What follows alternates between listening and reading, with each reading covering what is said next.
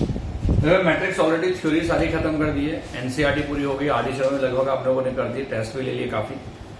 अब कुछ NDA questions कर रहे हैं, थ्योरी कॉम्पिटिशन लेवल तक तो हमने सारी पढ़ दी, वो क्वेश्चन नहीं किया हमने। तो आज हम क्या कर रहे हैं, कुछ क्वेश्चन डिस्कस करते हैं जो प्रीवियस ईयर एनडीए में आए हुए क्वेश्चन है या जेई में आए हुए क्वेश्चन है। शुरुआत एनडीए क्वेश्चन से करेंगे। तो देखिएगा स्क्रीन में पहला क्वेश्चन आपके सामने। अब ये तो हिंदी में है, अंग्रेजी में ले जाते हैं तुम लोग, सारे अंग्रेजी हैं यहाँ पर। देखो ये पहला क्वेश्चन आया था, ये कब आया था आपके पास, सन ये अभी आया था जस्ट 2024 का।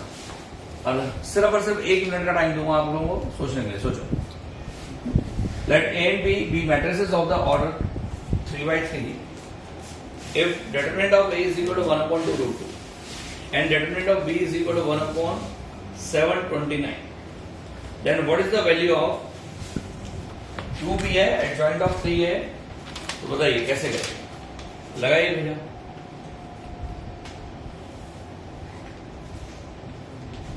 सारा कुछ दिमाग में,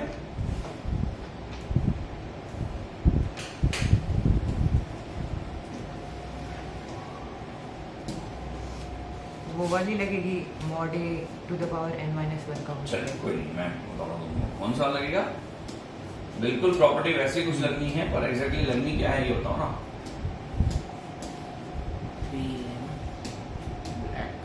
देखिए अगर हम इसमें बात करें तो सॉल्यूशन देखिए। देखो बच्चों, मेरे पास क्या है कि ए और बी दो मैट्रिसेस हैं जिनका ऑर्डर 3/3 है। अब वो करें डेटरमिनेंट ऑफ ए जो है 1/2√2 है एंड बी नीड टू, और डेटरमिनेंट ऑफ बी भी दे रखा है। निकालना क्या है बच्चों, ट्वाइस ऑफ बी और एडजॉइंट ऑफ 3a। ठीक है भाई, कोई दिक्कत नहीं है। अब गौर से समझ, अब ये बी के साथ क्या है इसको गौर से देख। अगर मैं प्रॉपर्टी लगाऊं डिटरमिनेंट की, तो डिटरमिनेंट की प्रॉपर्टी ये कहती है कि आप इसको दो पार्ट में ब्रेक कर सकते हैं। तो 2b का डिटरमिनेंट अलग और एडजॉइंट ऑफ 3a का डिटरमिनेंट अलग। सोचो, यस सर, प्रॉपर्टी है ना डिटरमिनेंट की, आप दोनों का डिटरमिनेंट सेपरेट कर सकते हैं, पता है। अब जैसे ही आपने दोनों का डिटरमिनेंट सेपरेट किया, इसके बाद हम क्या कर सकते हैं। सोचो, अगर 2b का डिटरमिनेंट करें 3/3 का ऑर्डर है, तो आपके पास आएगा 2 की पावर 3 और डिटरमिनेंट ऑफ a। बोलो कैसे। Yes sir. अरे प्रॉपर्टी है ना, याद है कि अगर आपका k a का होल डिटरमिनेंट है तो k की पावर n और डिटरमिनेंट ऑफ a हो जाता है। अब जब इसके डिटरमिनेंट की बात की तो डिटरमिनेंट ऑफ 3a की पावर n-1 यानी कि 3-1 बोले तो 2। सोचो, एडजॉइंट के डिटरमिनेंट की प्रॉपर्टी आगे सर। अब 2 का क्यूब तो हो गया 8 यस और डिटरमिनेंट b की वैल्यू रख दी भाई, कितना है 1/729। अब इनटू 3a का डिटरमिनेंट है, तो यानी कि 3 का स्क्वायर 3 का क्यूब आ गया। बता कैसे, मतलब ये ऐसा आ गया 3 का क्यूब और डिटरमिनेंट a का होल स्क्वायर। बोलो ये तो मतलब हो, एम आई राइट। का क्यूब कैसे हुआ या फिर प्रॉपर्टी भाई, ये होल स्क्वायर तो अलग छोड़ दे। अब 3a का कांस्टेंट k a का डिटरमिनेंट कितना होता है, k की पावर n डिटरमिनेंट ऑफ। हाँ ठीक है। अब 3 का क्यूब कितना होगा 27। तो भाई फाइनल तेरे पास आ गया 8 इंटू 1/729 इंटू 27 का क्यूब। बता कैसे, 27 का स्क्वायर होगा तो 729 ही तो आएगा। Yes sir. और इंटू डिटरमिनेंट a का स्क्वायर, और डिटरमिनेंट a कितना है 1/2√2 का स्क्वायर यानी कि 1/8। तो भाई अगर हम गौर से देखें इसको तो कुछ कैंसिल भी हो रहे हैं। देख 729 कैंसिल बेटा, 8 से 8 कैंसिल। बोलो क्या बचा 1। कुछ गड़बड़ हो रही है वहां। भाई डिटरमिनेंट a जो है 1/2√2 है ना भाई, तो 1/2√2 का पर कुछ गड़बड़ हो रहा है क्योंकि आंसर मैच नहीं कर रहा ना हमारा। चौथा तो देखा ही नहीं मैंने आपके बार। अच्छा चौथा में है ना 1, ठीक है। तो इसका चौथा ऑप्शन क्या है 1, क्योंकि हमारे सब कैंसिल हो रहे। रिजल्ट कितना आ रहा बच्चों 1 आ रहा। तो रिजल्ट अगर 1 आ रहा तो इसका आंसर कितना है 1 इज द करेक्ट आंसर। देख लो एक बार, कुछ गलती तो नहीं कर रहा भाई। 2b का डिटरमिनेंट लिया, एडजॉइंट ऑफ 3a का डिटरमिनेंट हो गया। अब 2b का डिटरमिनेंट को क्या बोल सकते हैं बच्चों, 2 की पावर कितना आ जाएगा 3 आ जाएगा, डिटरमिनेंट b अलग आ जाएगा क्योंकि b भी आपका क्या है 3/3 का ऑर्डर है। अब एडजॉइंट ऑफ 3a हो गया 3a का पावर n-1 यानी कि 2।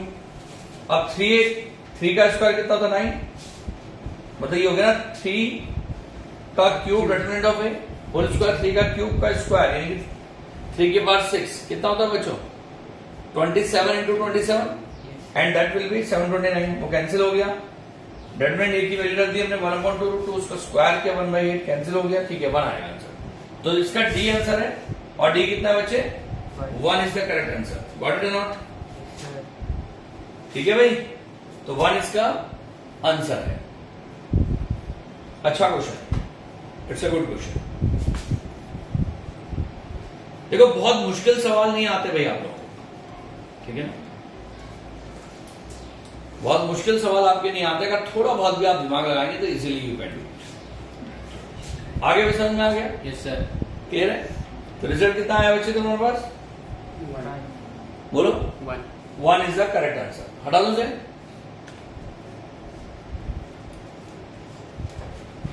अब पता नहीं कितने बच्चों ने इसको सॉल्व किया होगा, कितनों ने नहीं किया होगा, पर अगर थोड़ा सा दिमाग लगाएंगे तो इजीली यू कैन। हो गया? अब देखिए आंसर देखिए है इसका बच्चों 1 है इसका, ठीक है। अब आते हैं आगे चलिए देखते हैं अगला कि हमारे पास कौन सा क्वेश्चन आया हो जो कि मैट्रिसेस से रिलेटेड है। मैट्रिसेस से काफी क्वेश्चन आए थे, 5-6 क्वेश्चन, पर यह है कि बच्चा वही कर पाएगा जो थोड़ा बहुत उसने पढ़ाई की होगी।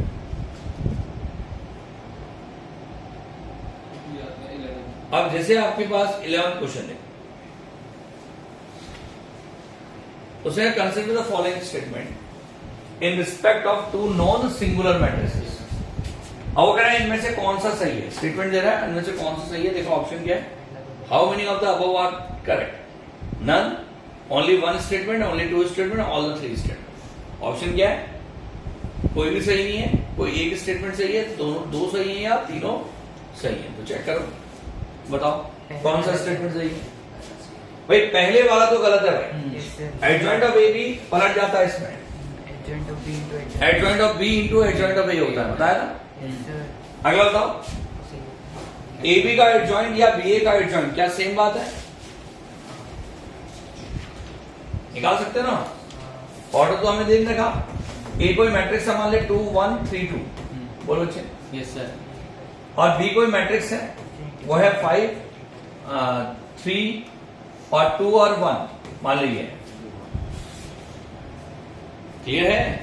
अब अगर मान ले मैं फिर कहूंगा यार ए बी का मैट्रिक्स निकालो, तो ए बी कितना निकलता है, तो मल्टीप्लाई कर दे तो कितना आएगा बच्चों, 2 5 10 12 आएगा पक्का?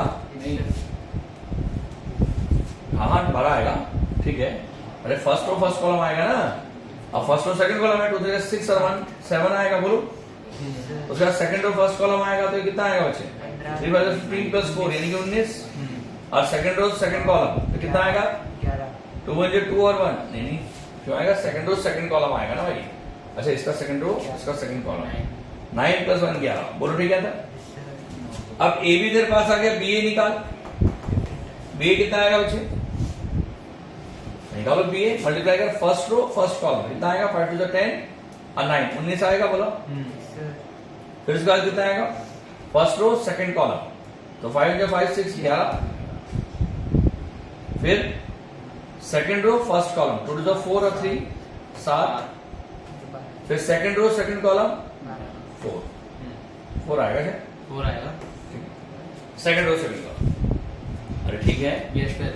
अब अगर मान लेते हैं हम इसका एडजॉइंट निकालना है, एडजॉइंट क्या होता है, कोफैक्टर्स का ट्रांसपोज। Yes sir. तो अगर कोफैक्टर्स का ट्रांसपोज बात करें, इसका कोफैक्टर हम निकालें यहां से, तो C11 हो गया 11, हाँ तो डायरेक्ट निकालते हैं adjoint. Yes sir. Adjoint of A जो आ गया ए बी का एडजॉइंट ऑफ मतलब एडजॉइंट ए बी कितना देगा, मुझे लगता है बिल्कुल होगा ही नहीं। वैसे भी देखना एलिमेंट अलग आ गया ना, पॉसिबल नहीं है ना। अरे भैया यहाँ पर आएगा 12, यहाँ पर मतलब इसका 11 आएगा, 11 आएगा, यहाँ 12 आएगा, यहाँ 7 आएगा माइनस का, और यहाँ माइनस का 19 आएगा। और ऐसा यहाँ कभी होगा ही नहीं। तो इसका मतलब क्या है, सेकंड स्टेटमेंट फॉल्स है। आगे समझ। अब होता क्या है कि हम ये कहें कि यार क्या ऐसा होता है कोई आइडेंटिटी तो याद रखी जा सकती है क्योंकि वो होती है। अब जो चीज नहीं होता उसको याद कैसे रखेंगे, समझ में आया नहीं है? Yes, sir. मैंने कहा a प्लस बी का whole square is equal to something, क्योंकि वो होता है, याद रख सकते हैं। पर अगर मैं आपसे कहूं a plus b plus c plus d plus e का होल स्क्वायर, तो उसको मेमोराइज नहीं रख सकते ना, या कोई गलत दे रखा तो उसको मेमोराइज कैसे करें? Got it not? इसलिए आपको इसको सॉल्व ही करना पड़ेगा। क्लियर है? अब तीसरा देखो, बताओ भाई।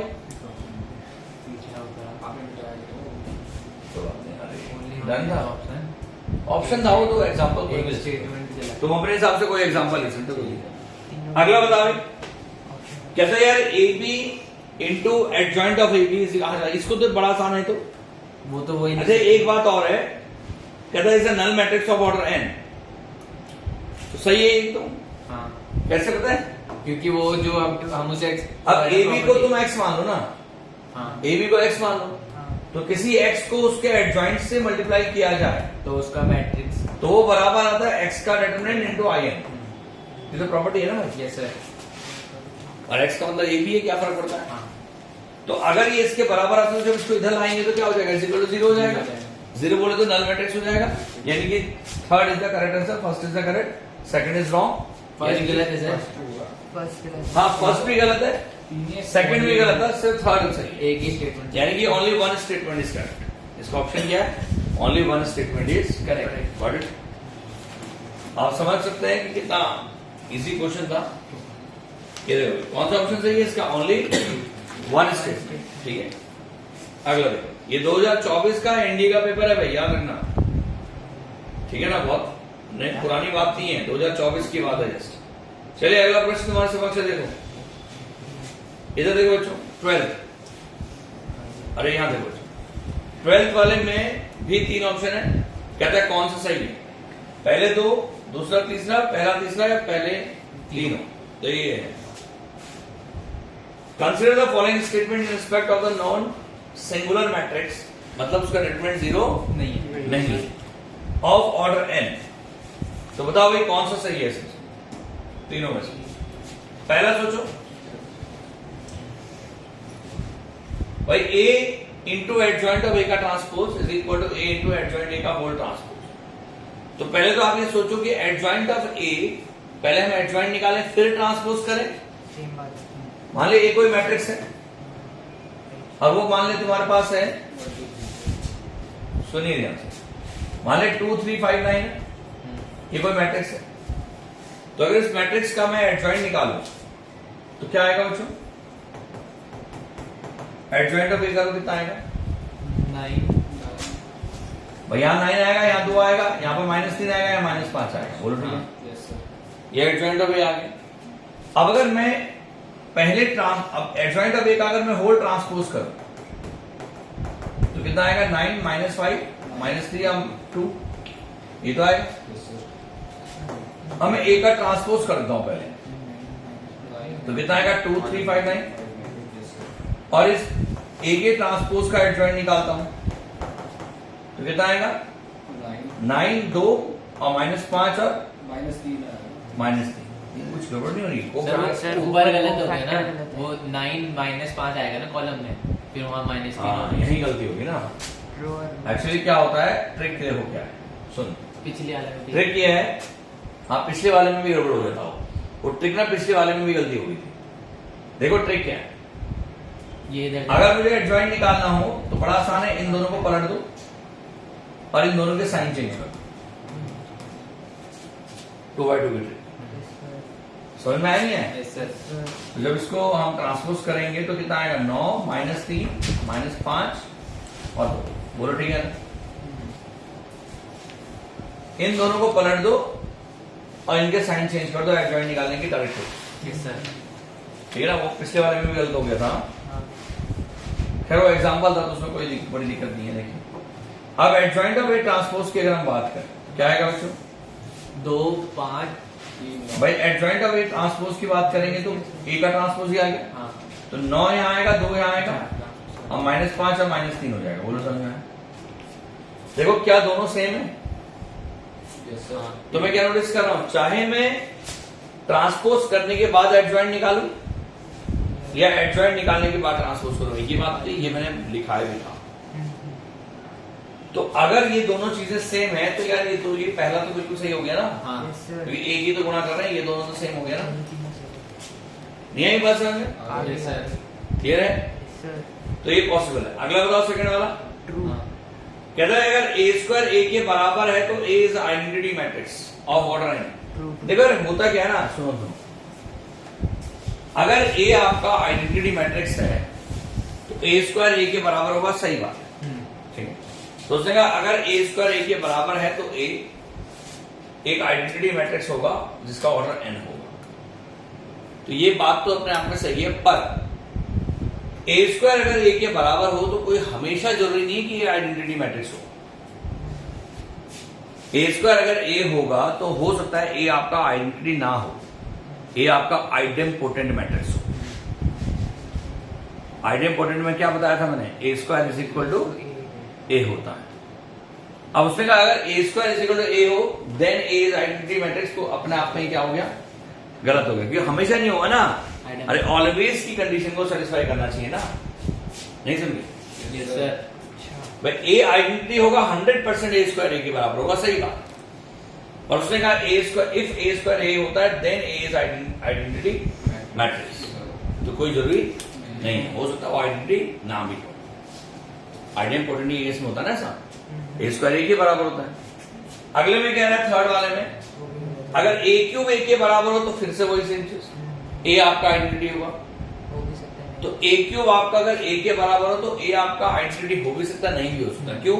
क्योंकि अगर a क्यूब a के बराबर होता है तो इस मैट्रिक्स को हम लोग पीरियोडिक मैट्रिक्स भी बोलते हैं, हाँ, पढ़ाया था ना मैंने। yes, sir. भाई a स्क्वायर अगर a के बराबर हो तो आइडेम्पोटेंट, और अगर a की पावर n बराबर a हो, n कुछ भी हो, तो a की पावर n अगर a के बराबर हो तो उसको पीरियोडिक मैट्रिक्स बोलते हैं, मतलब कोई जरूरी नहीं है कि वो आइडेंटिटी हो। तो तीसरा स्टेटमेंट भी गलत है। तो इसमें क्या है, सिर्फ बोलो बच्चे पहला, अब समस्या क्या है, देखो समस्या समझाता हूं। ये मैंने समझा दिया क्वेश्चन कि ऐसा होना चाहिए, और इसने क्या कर रखा है बुक में, इन्होंने क्या कर रखा होगा, क्योंकि मैं इसके जो ऑप्शन देख रहा हूं तो उस ऑप्शन के हिसाब से, सुनो सुनो, उस ऑप्शन के हिसाब से क्या हो रहा है, या तो 1 और 2, या 1 और 3, 2 और 3, या 1 3, या 1 2 3। तो इसका आंसर के हिसाब से, ऑप्शन के हिसाब से हमें जाना पड़ेगा 1 2 3 में। पर अगर मैं बहुत डिटेल्ड स्टडी में जाऊं तो ये टेक्निकली गलत है। समझ में आया? देखो a स्क्वायर a के बराबर होता है then a is identity matrix of order n, बिल्कुल सही बात है, पर ये हमेशा नहीं होगा ना यार, ऑलवेज की कंडीशन को सेटिस्फाई नहीं कर रहा ना। अब ये यहां पर ये कि ये मतलब बोलना ये चाह रहा है कि देन ओनली इफ वगैरह अगर ऐसा हो तब गलत माना जाएगा, पर अगर वो आइडेंटिटी है तो सही माना जाएगा। और इस केस में फिर ऐसा ही हो रहा है, पर अगर मैं बहुत डिटेल स्टडी में जाऊं तो ये टेक्निकली गलत है। पर क्या करें, हमें एनडी के पॉइंट ऑफ व्यू से सोचेंगे तो उसमें 1 2 3 तीनों है। बात समझ में आ गया? बोल बेटा। ऑप्शन नल मैट्रिक्स का स्क्वायर कितना होता है? नल मैट्रिक्स का स्क्वायर नल मैट्रिक्स होता है भाई। आगे समझे तो इसका ऑप्शन क्या होगा भाई? 1 2 3 गॉट इट और नॉट? yes, sir. अब आते हैं अगले क्वेश्चन में, देखिए 16. अब 16वां क्वेश्चन देखो, इसमें वही है कौन सा सही है, और ऑप्शन क्या देगा 1 और 2, 2 और 3, 1 3 और 1 2 3। चलिए देखते हैं, चेक करते हैं भाई। 16वें में कह रहे हैं कौन सा सही है, लगाओ दिमाग, बता भाई क्या कह रहा है भाई। Consider the following statement in respect of the Q symmetric. क्या कह रहा है? क्यू सिमेट्रिक होना चाहिए। क्यू सिमेट्रिक पता है ना, ऑर्डर उसका क्या है 3 है, यानी कि 3/3 का क्यू सिमेट्रिक है। अब वो कह रहा है यार सारे डायगोनल मैट्रिक्स जो होता है 0 होता है, बिल्कुल सही बात है। अब डायगोनल यहाँ पर एक ही बात है, प्रिंसिपल डायगोनल की बात कर रहा होगा, किसकी? प्रिंसिपल डायगोनल की बात कर रहा है। तो जितने भी प्रिंसिपल डायगोनल के एलिमेंट होते हैं वो सारे के सारे क्या होते हैं बच्चों? 0 होते हैं, ये कंफर्म है। प्रिंसिपल डायगोनल के सारे एलिमेंट 0 होते हैं, सही बात है। Sum of all the diagonal elements of the matrix is 0, बिल्कुल सही बात है। सारे एलिमेंट 0 है तो उनका समेशन भी 0 है। समेशन 0 मतलब उसको ट्रेस की फॉर्म में ही बोल सकता है। किसकी फॉर्म में बोल सकता है बच्चों? ट्रेस की फॉर्म। अगला कह रहा है ए इज ऑर्थोगोनल मैट्रिक्स। इधर सुन, ए को कह रहा है ऑर्थोगोनल होगा। कोई मैट्रिक्स ऑर्थोगोनल कब होता है भाई? जब उस मैट्रिक्स को उसके ट्रांसपोज से मल्टीप्लाई किया जाए और वो आई के बराबर आ जाए। पता ही नहीं पता? हाँ किसी मैट्रिक्स को उसके ट्रांसपोज से मल्टीप्लाई करेंगे और आई आएगा तो ऑर्थोगोनल होगा। अब मुझे पता है यार ए का ट्रांसपोज माइनस ए के बराबर है, बताओ क्यों?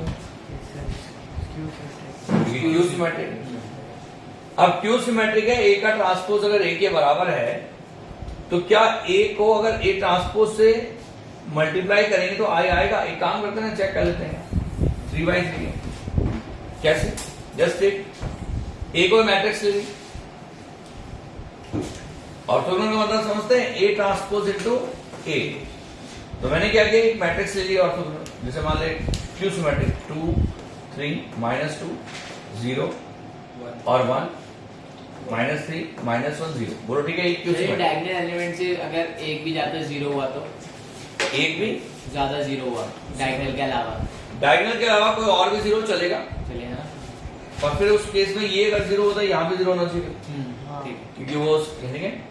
अब ये आएगा 0 2 3 -2 0 1 -3 -1 0। समझ में आएगा क्या? हमने ट्रांसपोज कर दिया, ए का ट्रांसपोज इनटू ए, जरा मल्टीप्लाई करो, देखो कितना आएगा 0 -4 और मतलब ये आएगा प्लस का 4 और प्लस का 9, यानी 13 आएगा। बोलो अब 13 आ गया तो अंडरस्टूड हो गया, आई तो आएगा ही नहीं। हाँ मतलब 13 आ गया ना, आई तो आएगा ही ना, सॉल्व ही क्यों करना फिर आगे? ठीक है ना भाई? Yes sir. क्लियर है? तो इसका मतलब क्या है, ए ऑर्थोगोनल मैट्रिक्स नहीं होगा। अगर वो क्यू सिमेट्रिक मैट्रिक्स है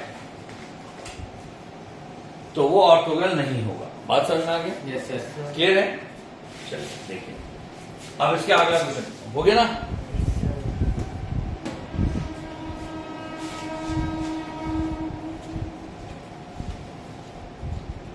अब देखिए ये अच्छा क्वेश्चन है, ये 19 क्वेश्चन है, इसे क्या कर सकते हो बताओ भाई? इसे तो बल्कि तुम लोग सॉल्व करो यार कॉपी में, 4 5 6 7 आंसर आना चाहिए इसका। इसको कॉपी में सॉल्व करो, तब उसके बाद में डिस्कस करता हूं। करो सॉल्व फटाफट, ठीक है? सॉल्व देखो, समय दे दिया काफी। अब सुनिए ध्यान से, for what value of n is the determinant this. आसान प्रश्न है, अगर थोड़ा बहुत आपको 11वीं कक्षा की परमुटेशन आती है, थोड़ा बहुत इसलिए बोल रहा हूं कि बहुत ज्यादा आने की आवश्यकता नहीं, अगर थोड़ा बहुत भी आपको 11वीं कक्षा के मान लो परमुटेशन कॉम्बिनेशन आता है तो इजीली यू कैन डू, ठीक है ना? देखिए क्या किया हमने, अब थोड़ा इस डेल्टा को सॉल्व करो।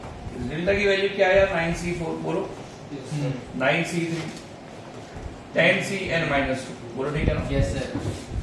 यहां पर आएगा 11c6 11c5 12cn, यहां पर आएगा mc7 mc6 m+1cn+1 बोलो आगे। Yes sir. ये मेरे पास डेल्टा है। अब इसे एक काम करते हैं, डेल्टा में c1 + c2 लिख देते हैं, c1 को प्रॉपर्टी है। हाँ तो अगर डेल्टा को मैं c1 + c2 लिखूंगा तो 9c4 9c3 आएगा, बोलो इन दोनों को जोड़ दिया ना। अच्छा ठीक है। ये आएगा 11c6 + 11c5 हाँ फिर mc7 + mc6, बाकी दो कॉलम अपनी जगह में रहे, 9c3 11c5 और mc6। उसके बाद बचे 10cn-2 12cn और m+1cn+1 अपनी जगह में रहे। अब आप थोड़ा दिमाग लगाइए, या डेल्टा बराबर, मेरे पास एक प्रॉपर्टी थी 9th क्लास में, 9th बोल रहा है, 11th कोई बात नहीं, मुझे लगा शायद 9th। अरे सुन भाई, एक प्रॉपर्टी थी कि NCR + NCR - 1 = n+1CR, याद है? NCR की थी, NCR उससे एक कम तो n+1CR होता है। तो वही प्रॉपर्टी मैंने यहां लगाई, NCR और NCR - 1। सोचो, तो इसको मैं 10c4 लिख सकता हूं। Yes sir. सेम यहां पर भी तो 12c6 लिख सकता हूं, सेम इधर पे भी तो m+1c और 7 लिख सकता हूं, बोलो। अब यहां पर आएगा 9c3 11 सी 5, अब ये MC 6 तो ऐसे यहां पर आएगा देखो 10 सी n माइनस 2 बेटा 12 सी n और m plus 1 C n plus 1, यहां तक तो कोई दिक्कत नहीं है। No sir.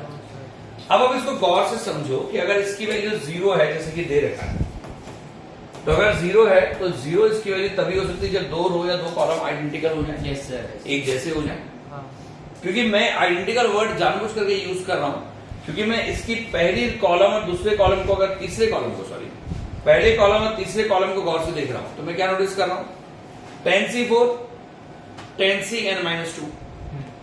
तो अगर मैं n-2 को 4 के बराबर रखूंगा तो n बराबर 6 आ गया, यस सर। और यही n बराबर 6 इसको भी फॉलो कर रहा है सेकंड वाले को। Yes sir. 12 से 6 n बराबर 6, और ये यहां पर n प्लस 1 C7, यहां पर 6 प्लस 1 7।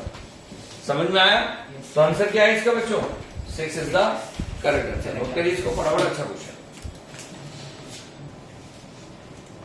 देखो भाई ये हो गया होगा तुम्हारा नोट, और इसके बाद देखिए आगे बढ़ो, ठीक है।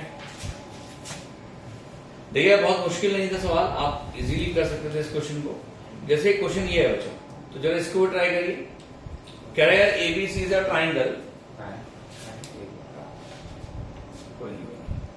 अगर ABC is a triangle then what is the value of determinant? बताओ भाई। cos C sin B 0 tan A 0 sin B 0 tan B plus C cos C। Try करिए, समझ लो। देखो भाई कॉन्सेप्ट क्या लग रहा है इसमें, और पता है आसान था यार, मुश्किल नहीं था, तुम लोगों ने थोड़ा टाइम भी लगा दिया। देखिए प्रश्न क्या था, हर क्वेश्चन के लिए आपको मुश्किल से 30 से 40 सेकंड, मतलब 1 मिनट के अंदर अंदर आपको सॉल्व करना चाहिए। इधर देखो, अरे भाई साहब सुनो, डेल्टा बराबर cos C ऐसी रहा, sin B ऐसी रहा, 0 ऐसी रहा, tan A ऐसी रहा, 0 ऐसी रहा, sin B ऐसी रहा। अब यहां पर आया 0, यहां पर tan B प्लस C, इस tan B प्लस C को लिखते हैं tan पाई माइनस 1, बता कैसे? क्योंकि A plus B plus C is equal to 180 या पाई, तो B प्लस C कितना हो गया पाई माइनस 1, और यहां पर cos C है। अब जब इस डेल्टा को थोड़ा और सॉल्व किया तो delta is equal to cos C sin B और 0, बेटा tan A 0 sin B, ये 0 आया, ये माइनस tan A आया, बोल, और cos C आया। अब आप एक काम करें, इसको कोई चीज नहीं, सिंपल इसको सॉल्व करो, एक्सपेंड कर दो। R1 कह रहा हूं एक्सपेंड किया तो यार cos C आया, वर्टिकल हॉरिजॉन्टल रहा है, दिस तो यहां क्या tan A sin B, बोलो आया नहीं।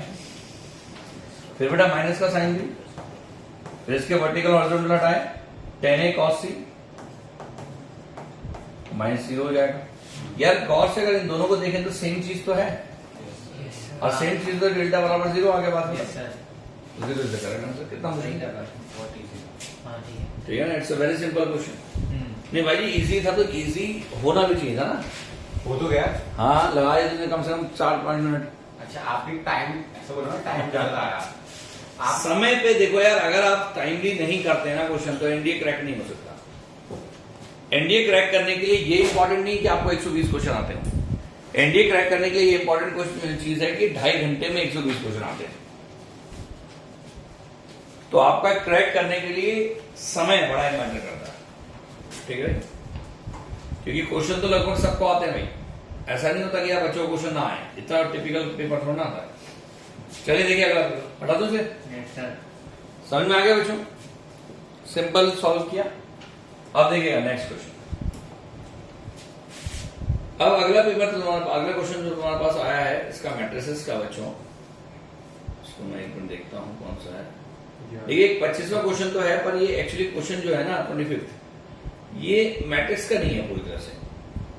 ये क्वेश्चन ना सॉल्यूशन ऑफ ट्राइंगल का क्वेश्चन है, कर रहे हैं यार एबीसी इज अ ट्राइंगल, तो ये सॉल्यूशन ऑफ ट्राइंगल का क्वेश्चन है। इसका मैट्रिसेस से ज्यादा लेना देना, मतलब वो भले ही डिटरमिनेंट दे रखा आपको, पर है ये क्वेश्चन सॉल्यूशन ऑफ ट्राइंगल का, तो उसे छोड़ दो। ये करते हैं, देखिए अब ये 2024 में अगला क्वेश्चन ये आया था, देखिए 29 कह रहा है if a is equal to sin 2 theta 2 sin square theta minus 1 0 cos 2 theta 2 sin theta into cos theta 0 0 0 1। कहता है यार इनमें से कौन सा ऑप्शन सही है इस मैट्रिक्स के लिए।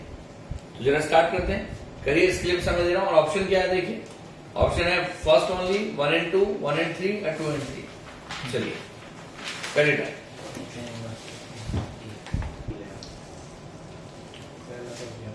देखो भाई समय दे दिया तुम लोगों को, अब सुनिए ध्यान से भाई। अगर सबसे पहले एक काम करते हैं हम लोग, ये जो ए तेरे पास है इसका डेल्टा निकालते हैं। डेल्टा से पहले थोड़ा सॉल्व करते हैं इसको।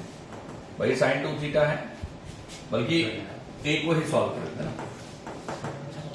ये sin 2 थीटा है, 2 sin स्क्वायर थीटा माइनस 1 जो होता है 1 minus 2 sin square theta cos 2 theta होता है। तो ये माइनस का cos 2 थीटा आ गया, समझ में आया नहीं है? यहाँ 0 आ गया। उसके बाद बच्चे तेरे पास cos 2 थीटा अपनी जगह में रहा, ये sin 2 थीटा आ गया। बोलो फॉलो होता है ना भाई, ये 0 आ गया, ये 1 आ गया, 0 0 आ गया। तो भाई अगर मैं गौर से इसको देखो तो ये मेरे पास है। अगर मैं इसका डिटरमिनेंट निकालूं तो डिटरमिनेंट, क्योंकि यार इनवर्स और एडजॉइंट के लिए डिटरमिनेंट तो चाहिए। तो डिटरमिनेंट निकालो तो बच्चों कितना आएगा भाई, इसके वर्टिकल हॉरिजॉन्टल हटाए तो sin थीटा, यहाँ पर sin थीटा आएगा, sin स्क्वायर 2 थीटा आ गया बोलो। फिर माइनस में प्लस का cos 2 थीटा आ गया, वर्टिकल हॉरिजॉन्टल हटाए cos 2 थीटा आएगा, यानी प्लस का cos स्क्वायर 2 थीटा हो जाएगा। बोलो ठीक है ना? और ये कितना होता है 1 होता है, यानी कि डिटरमिनेंट तो 0 आ गया, वो 1 आ गया। अगर डिटरमिनेंट 1 है तो ए इनवर्स जो है वो एडजॉइंट के बराबर हो गया। क्यों?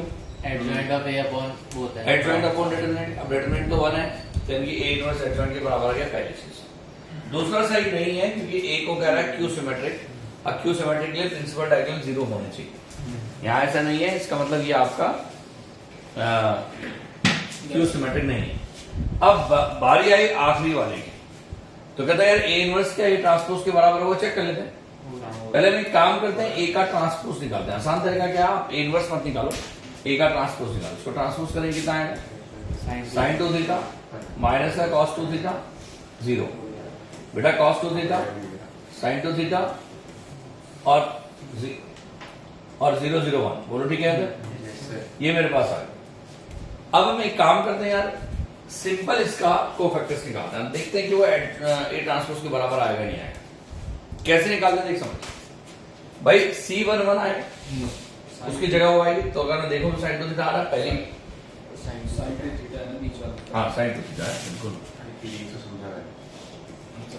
हाँ भावना समझेगा ना, शब्दों में क्या रखा है वो नहीं समझता ना, कमेंट कर देंगे वो गलत। यहाँ सुन गलती इंसान से। सुन। अब मैं क्या नोटिस कर रहा हूं, अगर मान ले कि मैं एक एक करके बात करता हूं। sin 2 थीटा का कोफैक्टर निकाला तो sin 2 थीटा ही आया, वहां है, मतलब पहली टर्म बिल्कुल ए ट्रांसपोज और ए की पहली टर्म बिल्कुल सही। ठीक है, बात समझ में आया? ए ट्रांसपोज की और ए इनवर्स की टर्म सही है, क्योंकि ए इनवर्स का कोफैक्टर ये तो आएगा। अब अगर हम बात करते हैं बच्चों, मतलब एक तरह से मैं एडजॉइंट निकाल रहा हूं ना, आप कुछ ऐसे समझ लो कि हमने क्या निकालना है, एडजॉइंट ऑफ ए निकालना है, सीधा सा। एडजॉइंट ऑफ ए की पहली टर्म तो बिल्कुल सही है, sin 2 थीटा मैच कर रही है।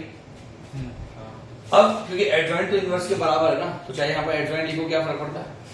अब एडजॉइंट की दूसरी टर्म आ गई माइनस cos 2 थीटा, तो प्लस हो जाएगा।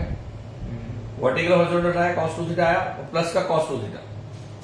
अब उसको क्योंकि ट्रांसपोज करना पड़ता है ना, तो माइनस का cos 2 थीटा नहीं होगा क्यों? पोजीशन पे और हाँ माइनस का cos 2 थीटा बिल्कुल नीचे आएगा। माइनस का cos 2 थीटा बिल्कुल मैच कर रहा है। अब आता है C13, तो 1 3 है 0, इसके 0 ही आएगा, तो ऑब्वियसली वो यहाँ 0 हो जाएगा। मतलब जो पहली रो है पहली कॉलम बनी ना, ट्रांसपोज के साथ सब कर रहा हूं। फिर आएगा A12, तो वर्टिकल हॉरिजॉन्टल हटाया तो ये आएगा माइनस का cos 2 थीटा और प्लस का cos 2 थीटा हो जाएगा, इधर आ जाएगा। अगला वर्टिकल हॉरिजॉन्टल ये आएगा sin 2 थीटा और प्लस का ही रहेगा sin 2 थीटा। Yes sir. फिर आएगा वर्टिकल हॉरिजॉन्टल 0 आएगा, तो यहाँ आ जाएगा 0 0 0 1। अगला तेरे पास क्या आएगा बच्चों, 0 0 1। वर्टिकल हॉरिजॉन्टल 0 आएगा, फिर यहाँ 0 आएगा, यहाँ 1 आएगा। यानी कि ये जो चीज है ये इसके बराबर आ गया, ये ए इनवर्स के बराबर था, यानी कि तीसरा ऑप्शन बिल्कुल सही है। तो ऑप्शन क्या आ गया, फर्स्ट एंड थर्ड इसका। Got it not? Yes sir. पहला तीसरा सही हो गया भाई। तो बड़ा आसान है मेरे हिसाब से, बहुत मुश्किल नहीं है, इट्स वेरी सिंपल। आगे समझ में आ गया? हाँ बोलो। जैसे हमने 1 2 1 2 निकाला ना, ठीक है तो हमने उसके वर्टिकल हॉरिजॉन्टल हटा दिए, ठीक है तो बचा cos 2 थीटा आएगा सिर्फ। ठीक है। तो नेगेटिव का नहीं आएगा, cos 2 थीटा होगा। कौन सी बात कह रहे हो नेगेटिव का आएगा 2 1 निकालना है इसका, a का a के इसका 2 1 निकालना है। अच्छा 2 1 कह रहा है ठीक है निकाला 2 1 ही निकाला 1 2 1 2 क्या कर रहा है यार ये 1 2 निकाल इसका वर्टिकल हॉरिजॉन्टल आता तो cos 2 थीटा आएगा हाँ पर माइनस का आएगा ना हाँ पर उसको मैंने यहाँ लिखा ना तो समझे नहीं लिखता तो वहां है पर लिखना तो यहाँ था मुझे पर ट्रांसपोज के बाद यहाँ पहुंच जाएगा अच्छा मैंने हाथों हाथ ट्रांसपोज कर दिया ना उसको अरे हाथों हाथ ट्रांसपोज कर दिया ना ठीक है आगे समझ में यस सर। तो मेरे भाई आपके पास इतने ही क्वेश्चन आए थे 2024 में तो 2024 में आपके पास मैट्रिक्स के जितने क्वेश्चन आने थे वो आ गए एक और क्वेश्चन था पर उसमें आपके पास क्या लग रहा था सॉल्यूशन ट्रायंगल लग रहा था और एक दो क्वेश्चन और थे जिसमें सॉल्यूशन ट्रायंगल लग रहा था और जितने क्वेश्चन मैट्रिक्स पे बेस्ड डायरेक्ट थे वो सारे के सारे मैंने आपको करा दिए तो कल हम क्या करेंगे और 2023 और 22 का भी पेपर कल में निपटाएंगे और कल एक दो क्वेश्चन हम आईटी के करेंगे देखेंगे जेई मेन में और एडवांस में 2022-23 में या 20 में कितने क्वेश्चन आए क्या क्या आए ठीक है चलिए कल करते हैं बाकी थैंक यू